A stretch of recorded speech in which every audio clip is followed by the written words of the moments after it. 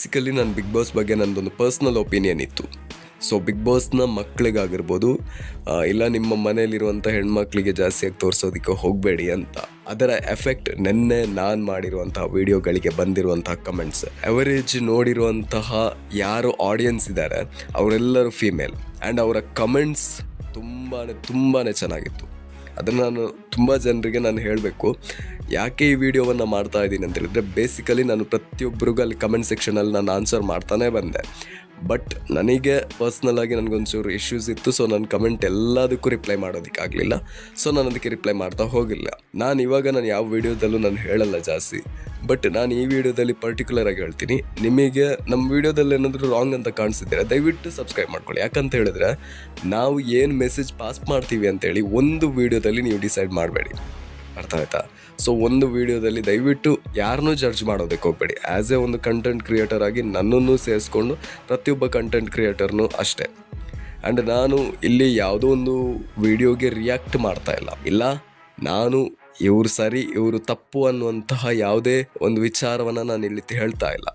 ನಾನು ಹೇಳಿದ್ದೇನು, ಭವ್ಯ ಹಾಗೇನೆ ತ್ರಿವಿಕ್ರಮ್ ದೇ ಡಿಡ್ ಹಾರ್ಡ್ ವರ್ಕ್ನ ಮಾಡಿದ್ದಾರೆ. ಅವರ ಸಕ್ಸಸ್ಗೋಸ್ಕರ ಹಾರ್ಡ್ ವರ್ಕ್ನ ಮಾಡಿದ್ದಾರೆ. ಹೌದಾ? ತ್ರಿವಿಕ್ರಮ್ನ ಲೈಫ್ ಹಿಸ್ಟ್ರಿನ ಒಂದು ತುಣುಕನ್ನು ನಾನು ಅಲ್ಲಿ ಹಾಕಿದ್ದೆ, ಅದು ಯಾರಿಗೂ ಕಾಣಿಸ್ಲಿಲ್ಲ.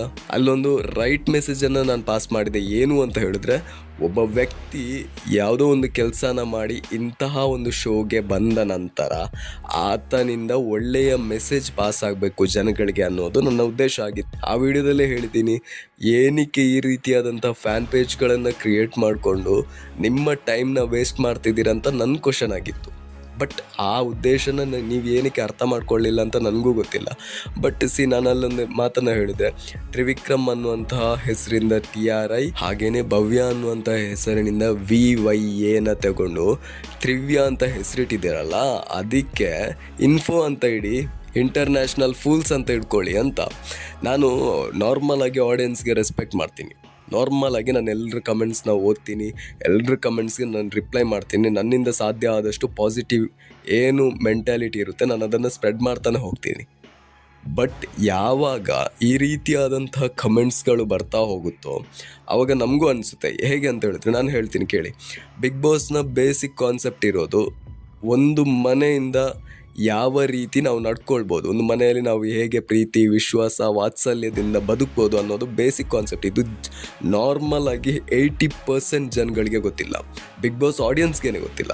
ಆದರೆ ನಾವು ಏನು ಮಾಡ್ತಿದ್ದೀವಿ, ನಾನು ಹೇಳೋದು ಮೊನ್ನೆ ರಜತ್ ವಿಷಯದಲ್ಲಾಗಿರ್ಬೋದು, ಇಲ್ಲ ತುಂಬ ಜನರ ವಿಷಯದಲ್ಲಿ ನಾನು ಇಂತಹದೇ ವಿಡಿಯೋಗಳನ್ನು ನಾನು ಜಾಸ್ತಿ ಮಾಡಿದ್ದೀನಿ. ಏನಕ್ಕೆ ಅಂತ ಹೇಳಿದ್ರೆ, ಕೆಲವೊಂದು ಕೋಟ್ಸ್ನ ನಾನು ಓದಿದ್ದೆ. ಅರ್ಥ ಆಯ್ತಾ? ನಾವು ಯಾವುದೇ ರಿಸರ್ಚ್ನ ಮಾಡಿದೆ, ಏನೂ ಬ್ಯಾಕ್ಗ್ರೌಂಡ್ ಇಲ್ಲದೇ ನಾವು ವಿಡಿಯೋ ಮಾಡೋದಕ್ಕೆ ಹೋಗಲ್ಲ. ಒಂದು ವಿಡಿಯೋಗೆ ಒಂದು ಸ್ಕ್ರಿಪ್ಟ್ ಬರೆಯೋದಕ್ಕೇ ಟೈಮ್ ತಗೋತೀವಿ. 2 ನಿಮಿಷದ ವಿಡಿಯೋಗೆ 2 ಗಂಟೆ ಸ್ಕ್ರಿಪ್ಟ್ ಬರಿತೀವಿ. ಏನಕ್ಕೆ ಅಂತ ಹೇಳಿದ್ರೆ, ನಮ್ಮ ಆಡಿಯನ್ಸ್ಗೆ ರಾಂಗ್ ಮೆಸೇಜ್ ಹೋಗಬಾರ್ದು ಅನ್ನೋಂಥ ಒಂದು ದೃಷ್ಟಿಯಿಂದ ನಾವು ಈ ಥರದ ಕೆಲಸವನ್ನು ಮಾಡ್ತೀವಿ. ನಾನು ಹೇಳೋದು, ಇದು ಈ ವಿಡಿಯೋ ಏನಿದೆ ಇದು ಸ್ಕ್ರಿಪ್ಟೆಡ್ ಅಲ್ಲ, ಇದನ್ನು ನಾನು ಸ್ಕ್ರಿಪ್ಟ್ ಬರೆದೂ ಇಲ್ಲ. ಸೊ ಈ ವಿಡಿಯೋನ ನಾನು ಮಾಡಬೇಕು ಅಂತ ಆಡಿಯನ್ಸ್ಗೆ ಒಂದು ರೈಟ್ ಮೆಸೇಜ್ ಪಾಸ್ ಆಗಲಿ ಅನ್ನುವಂಥ ಒಂದು ದೃಷ್ಟಿಯಿಂದ ಮಾತ್ರ ಈ ವಿಡಿಯೋವನ್ನು ಮಾಡಿರುವಂಥದ್ದು. ಹಾಗೆಯೇ ನಾವೊಂದು ತಲೆಯಲ್ಲಿ ಇಟ್ಕೊಳ್ಬೇಕು. ನಾರ್ಮಲ್ ಆಗಿ ತಿಳ್ಕೊಳ್ಳಿ, ನಿಮಗೆ ತ್ರಿವ್ಯ ಅನ್ನುವಂಥ ಹೆಸರಿನಿಂದ ಏನಾದರೂ ಲಾಭ ಇದೆಯಾ? ಇಲ್ಲ.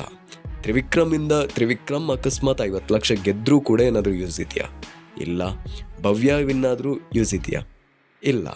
ಹಾಗೆಯೇ ಧನ್ರಾಜ್ ಆಗಿರ್ಬೋದು, ರಜತ್ ಆಗಿರ್ಬೋದು, ಯಾರು ವಿನ್ ಆದರೂ ಕೂಡ ನಿಮಗೆ ಏನಾದರೂ ಯೂಸ್ ಇದೆಯಾ? ಅರ್ಥ ಆಯ್ತಾ?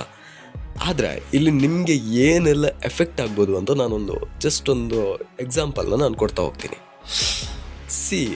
ನಾನು ಬೇಸಿಕಲಿ ಒಂದು 3 to 5 weeks ಬ್ಯಾಕ್ ನಾನೊಂದು ವಿಡಿಯೋನ ಮಾಡಿದ್ದೆ. ಏನು ಅಂದರೆ, ಬಿಗ್ ಬಾಸ್ನ ನಿಮ್ಮ ಮನೆಯಲ್ಲಿರುವಂಥ ಹೆಣ್ಮಕ್ಳಿಗೆ ಆಗಿರ್ಬೋದು, ಇಲ್ಲಾಂದರೆ ನಿಮ್ಮ ಮನೆಯಲ್ಲಿರುವಂಥ ಮಕ್ಕಳಿಗೆ ತೋರಿಸ್ಬೇಡಿ ಅಂತ. ಅದನ್ನು ಏನಕ್ಕೆ ಮಾಡಿದ್ದೆ, ಅದ್ರ ಬಗ್ಗೆನೇ ರಿವ್ಯೂ ಕೊಡೋನು, ಅದ್ರ ಬಗ್ಗೆನೇ ಮಾತಾಡೋನು ಏನಕ್ಕೆ ಮಾಡ್ದ ಅಂತ ಹೇಳಿದರೆ, ಬಿಗ್ ಬಾಸ್ ಅನ್ನುವಂತಹ ಕಾರ್ಯಕ್ರಮ ಆಗಿರ್ಬೋದು, ಇಲ್ಲ ಬೇರೆ ಬೇರೆ ರಿಯಾಲಿಟಿ ಶೋಗಳಾಗಿರ್ಬೋದು, ಒಂದು ರೈಟ್ ಮೆಸೇಜ್ನ ಪಾಸ್ ಮಾಡೋದಕ್ಕೆ ಅಂತ ಇರುವಂಥದ್ದು. ಆದರೆ ನಾವು ಆಡಿಯನ್ಸ್ ಅದನ್ನು ಹೇಗೆ ತಗೋತೀವಿ ಅಂತ ಹೇಳಿದ್ರೆ, ಅಲ್ಲೊಂದು ಜಗಳ ಆಗಿರುತ್ತೆ. ಆ ಜಗಳನ ನಾವು ಹೇಗೆ ತಗೋತೀವಿ ಅನ್ನೋದು ತುಂಬಾ ಮುಖ್ಯ ಆಗಿರುತ್ತೆ. ಅವರು ಅಲ್ಲಿ ಸ್ಕ್ರಿಪ್ಟ್ ವೈಸ್ ಕೂಡ ಮಾಡ್ಬೋದು. ಬೇರೆ ಬೇರೆ ಬಿಗ್ ಬಾಸ್ ಅನ್ನುವಂಥದ್ದು ಒಂದು ಲೈವ್ ಶೋ ಆಗಿದ್ರೂ ಕೂಡ ಬೇರೆ ರಿಯಾಲಿಟಿ ಶೋಗಳಲ್ಲಿ ಅದೊಂದು ಸ್ಕ್ರಿಪ್ಟ್ ಇರುತ್ತೆ. ಅರ್ಥ ಆಯ್ತಾ? ತುಂಬ ಹೊತ್ತು ಶೂಟಿಂಗ್ ಮಾಡ್ತಾರೆ. ಸೊ ಶೂಟಿಂಗ್ ಮಾಡಿದ ನಂತರ ಅದನ್ನು ಯಾವುದನ್ನು ಕಟ್ ಮಾಡಬೇಕು, ಯಾವುದನ್ನು ಬಿಡಬೇಕು, ಇವನ್ ಬಿಗ್ ಬಾಸ್ನಲ್ಲಿಯೂ ಕೂಡ ಕೆಲವುದನ್ನು ನಾವು ಅಲ್ಲಿ ಹೈಡ್ ಮಾಡ್ತಾರೆ. ಅರ್ಥ ಆಯ್ತಾ? ಸೊ ಈ ಜಗಳಗಳನ್ನೆಲ್ಲ ಮಕ್ಕಳಿಗೆಲ್ಲ ತೋರಿಸಿದ್ರೆ ತುಂಬ ಎಫೆಕ್ಟ್ ಆಗುತ್ತೆ ಅಂತ ನಾನೊಂದು ವಿಡಿಯೋನ ಮಾಡಿದ್ದೆ. ಆಗ ತುಂಬ ಜನರ ಒಂದು ಪಾಸಿಟಿವ್ ಕಮೆಂಟ್ಸ್ ಇತ್ತು. ಹೇಗೆ ಅಂತ ಹೇಳಿದ್ರೆ ಕರೆಕ್ಟ್ ಅಂತ. ಅದ್ರ ಎಡೆಯಲ್ಲಿ ಒಂದು ಕಮೆಂಟ್ ಇತ್ತು, ಯಾವುದು ರಿಯಾಲಿಟಿ ಶೋನ ನೋಡಿದ್ರು ಕೂಡ ಹಾಗಾಗಲ್ಲ, ನಾವು ತಗೊಳ್ಳೋ ರೀತಿಯಲ್ಲಿ ಇರುತ್ತೆ ಅಂತ. ಅದನ್ನು ನಾನು ಇಲ್ಲಿ ಹೇಳ್ತಾ ಇದ್ದೀನಿ. ಏನಕ್ಕೆ ಈ ವಿಚಾರವನ್ನು ಅಷ್ಟೊಂದು ಮೇಜರಾಗಿ ತಗೋತಿದ್ದೀರಾ? ನಿಮಗೆ ಯೂಸ್ ಇಲ್ಲ ಅಂತ ಹೇಳಿದ ತಕ್ಷಣ, ನಿಮಗೆ ಅವ್ರ ಕಡೆಯಿಂದ ಯಾವುದೇ ಯೂಸ್ ಇಲ್ಲ ಅಂತ ತಕ್ಷಣ ನೀವೇನಕ್ಕೆ ಅದ್ರ ಬಗ್ಗೆ ಮಾತಾಡಬೇಕು ಅಂತ. ನೋಡಿ, ನಾನು ಹೇಳೋದು ಒಂದು ಪಬ್ಲಿಕ್ ಚಾನಲ್ನ ಇಟ್ಕೊಂಡು ನಾವು ಮಾತಾಡೋದು ಸರಿ ಅಂತ ನಾನು ಹೇಳ್ತಾ ಇಲ್ಲ. ಬಟ್ ನಮಗೊಂದು ರೆಸ್ಪಾನ್ಸಿಬಿಲಿಟಿ ಇರುತ್ತೆ. ಏನು ಅಂತ ಹೇಳಿದ್ರೆ, ಕೆಲವೊಂದು ವಿಚಾರದ ಬಗ್ಗೆ ನಾವು ಮಾತಾಡಲೇಬೇಕು. ಐಶ್ವರ್ಯ ನೀನು ಫೇವರಾ, ಇಲ್ಲ ಮೋಕ್ಷಿತಾ ಫೇವರ್ ಆಗಿರಬೇಕು, ಯಾವುದೋ ಒಂದು ಗ್ಯಾಂಗ್ ಅಂತೆ ಆ ಗ್ಯಾಂಗ್ನ ಫೇವರ್ ಅಂತ. ನಾನು ಯಾರ್ದು ಫೇವರಾಗಿ ಹೋಗಿ ನನಗೇನು ಯೂಸು ಇಲ್ಲ. ಆ್ಯಂಡ್ ನನಗೆ ಬಿಗ್ ಬಾಸ್ ಅನ್ನೋಂಥ ಕಾನ್ಸೆಪ್ಟ್ ಬೇಕಾಗೂ ಇಲ್ಲ. ಅರ್ಥ ಆಯ್ತಾ? ನನ್ನ ಚಾನಲಲ್ಲಿ ಏನು ಸಬ್ಸ್ಕ್ರೈಬರ್ಸ್ ಇದ್ದಾರೆ ಜೆನ್ಯೂನ್ ಆಗಿರಲಿ ಅಂತ ನಾನು ಬೇಡ್ಕೊಳ್ಳೋದು. ಹಾಗೆಯೇ ನಮ್ಮ ಏನು ಮೆಂಟ್ಯಾಲಿಟಿ ಇದೆ, ನಾವು ಏನು ಥಾಟ್ನ ನಾವು ತಗೊಂಡೋಗಿ ಜನರ ಮುಂದೆ ರೆಪ್ರೆಸೆಂಟ್ ಮಾಡ್ತೀವಿ, ಅದನ್ನು ಅವರು ಅರ್ಥ ಮಾಡಿಕೊಂಡ್ರೆ ಸಾಕು ಅನ್ನೋದಷ್ಟೇ ನನ್ನ ಇಂಟೆನ್ಷನ್. ಯಾವುದೋ ವಿಷಯನ ಯಾವುದೋ ವಿಚಾರಕ್ಕೆ ಲಿಂಕ್ ಮಾಡೋದು ಬೇಡ. ಹಾಗೆಯೇ ನಾನಿಲ್ಲಿ ಯಾರನ್ನೂ ಹೇಟ್ ಮಾಡಿಲ್ಲ. ನಾನು ಹೇಳೋದು ತ್ರಿವಿಕ್ರಮ್ ಆ್ಯಂಡ್ ಭವ್ಯ ಅವ್ರು ಏನಾದರೂ ಮಾಡಿಕೊಳ್ಳಿ, ಬಟ್ ಪಬ್ಲಿಕ್ ನೀವು ಸ್ವಲ್ಪ ವಿವೇಚನಾತ್ಮಕವಾಗಿ ಯೋಚನೆ ಮಾಡಿ. ಪಬ್ಲಿಕ್ ಅರ್ಥ ಆಯ್ತಾ? ಇಷ್ಟು ಯೋಚನೆನ ನೀವು ಬೇರೆ ವಿಚಾರದಲ್ಲಿ ಮಾಡಿದರೆ ಈ ಥರದ ಪ್ರಾಬ್ಲಮ್ಸೇ ಇರಲಿಕ್ಕಿಲ್ಲ ಅಂತ ಅನಿಸುತ್ತೆ. ಎಲ್ಲೋ ಒಂದು ಕೊಲೆ ಆಗುತ್ತೆ, ನಾವು ಯಾರೂ ಮಾತಾಡಲ್ಲ. ನಾನು ಹೇಳೋದು, ಒಂದು ದರ್ಶನ್ನ ನಾನೊಂದು ವಿಡಿಯೋನ ಮಾಡಿದ್ದೆ. ಏನು ಅಂತ ಹೇಳಿದರೆ, ಈ ನ್ಯಾಯಾಂಗ ವ್ಯವಸ್ಥೆ ಕೇವಲ ದರ್ಶನ್ ಮಾತ್ರ ಅನ್ನುವಂಥದ್ದು ಒಂದು ವಿಡಿಯೋ ಮಾಡಿದ್ದೆ. ಬಟ್ ಅದು ವ್ಯೂಸು ಬರಲಿಲ್ಲ, ಅದಕ್ಕೆ ಕಮೆಂಟ್ಸ್ ಕೂಡ ತುಂಬಾ ಕಡಿಮೆ ಇತ್ತು. ಬಟ್ ಅದ್ರ ಹ್ಯೂಜ್ ಮೆಸೇಜ್ನ ನಾನು ಕೊಟ್ಟಿದ್ದೆ. ಬೇರೆ ಎಲ್ಲೆಲ್ಲೋ ಒಂದು ರೇಪ್ಗಳಾಗುತ್ತೆ, ಏನೇನೋ ಆಗ್ತಾ ಹೋಗುತ್ತೆ, ಅದ್ರ ಬಗ್ಗೆ ನಮ್ಗೆ ಚಿಂತೆನೇ ಇಲ್ಲ. ಬಟ್ ಬಿಗ್ ಬಾಸಲ್ಲಿ ಯಾರ್ದಾದ್ರ ಬಗ್ಗೆ ಮಾತಾಡಿದ್ರೆ ತುಂಬಾ ನಿಮ್ಮ ಮನೆಗೆ ಬಂದು ನಾನೇನೋ ಮಾಡ್ದ ರೀತಿಯಲ್ಲಿ ನಿಮ್ಗೆ ಫೀಲ್ ಆಗುತ್ತೆ. ಒಂದು ಮಾತು ಮಿತ್ರ, ನಾನು ಹೇಳಿರುವಂಥ ವಿಚಾರದಲ್ಲಿ ನಿಮ್ಗೆ ಹರ್ಟ್ ಆಗ್ಬೋದು, ಬಟ್ ರಿಯಾಲಿಟಿನ ನಾನು ಹೇಳೋದು ನನ್ನ ಕರ್ತವ್ಯ ಅನ್ನುವಂಥ ದೃಷ್ಟಿಯಿಂದ ನಾನು ಹೇಳಿದ್ದೀನಿ ಅಷ್ಟೇ. ನಾನು ಹೇಳೋದು ನಿಮ್ಮಿಂದ 4 ಜನಕ್ಕೆ ಉಪಯೋಗ ಇಲ್ಲ ಅಂದರೂ ಪರವಾಗಿಲ್ಲ, ಬಟ್ ಬ್ಯಾಡ್ ಮೆಸೇಜ್ನ ಪಾಸ್ ಮಾಡ್ತಾ ಹೋಗಬೇಡಿ ಅನ್ನೋದಷ್ಟೇ. ಹಾಗೆಯೇ ಇಂಟ್ರೋ ಏನಕ್ಕೆ ಹಾಗೆ ಬರ್ದಿದ್ದೀನಿ ಅಂತ ಹೇಳಿದ್ರೆ, ಅಲ್ಲಿ ರಿಯಾಲಿಟಿ ಇತ್ತು. ಆ ಇಂಟ್ರೋದಲ್ಲಿ ಆ್ಯಕ್ಚುಯಲ್ ರಿಯಾಲಿಟಿ ಇದೇ ತ್ರಿವಿಕ್ರಮ್ ಒಂದು ಇಂಟರ್ವ್ಯೂನಲ್ಲಿ ಹೇಳ್ತಾರೆ, ನನಗೆ ಯಾವ ರೀತಿಯಾಗಿ ಲವ್ನ ಅಕ್ಸೆಪ್ಟ್ ಮಾಡಬೇಕು, ಫ್ರೆಂಡ್ಶಿಪ್ನ ಅಕ್ಸೆಪ್ಟ್ ಮಾಡಬೇಕು, ಹುಡುಗಿರನ್ನ ಹೇಗೆ ನಾನು ಅಕ್ಸೆಪ್ಟ್ ಮಾಡಬೇಕಾ ಇಲ್ಲ ಥ್ಯಾಂಕ್ಸ್ ಹೇಳ್ಬೇಕಂತ ನನಗೆ ಗೊತ್ತಿಲ್ಲ, ನಾನು ಅಷ್ಟು ಡೀಸೆಂಟ್ ಅನ್ನುವಂಥ ಮಾತನ್ನು ಹೇಳಿದಂಥ ತ್ರಿವಿಕ್ರಮ್.